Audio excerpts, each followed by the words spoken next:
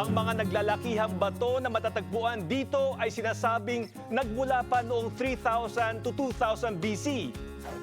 Ang tinuguriang British cultural icon at pinakakilalang landmark sa United Kingdom. Pasyalan natin ang Stonehenge ngayong hapon.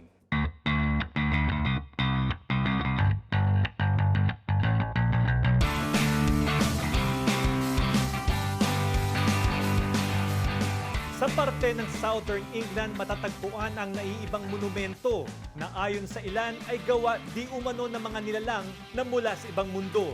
Subalit para sa mga archaeologists, ang mga batong ito ay itinayo noon pang 3000 to 2000 BC. We are here now at Stonehenge. Archaeologists believe it's the oldest one because it hasn't been shaped. It hasn't been sculpted. It's in its natural shape. So this is the heel stone and these are the portal stones. Umaabot di umano sa mahigit 150 na ang mga sinunog na labi ang kanilang natagpuan dito. Kaya naman binansagan nila itong biggest known cemetery of the time.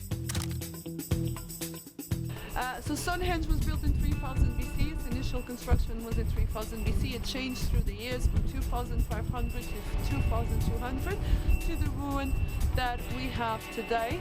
Most visited stone circle in the whole world. Not the oldest, not the biggest one, but the only one that has a roof. Two stones in a vertical position, one at the top.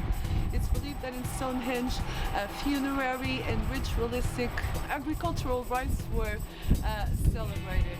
Okay, and the two main events would have been the winter and the summer solstice. Ayon naman sa ilang historians, ito ay ginamit bilang ceremonial site o di kaya'y nagsilbing religious pilgrimage spot ng ilang mga sinaunang grupo.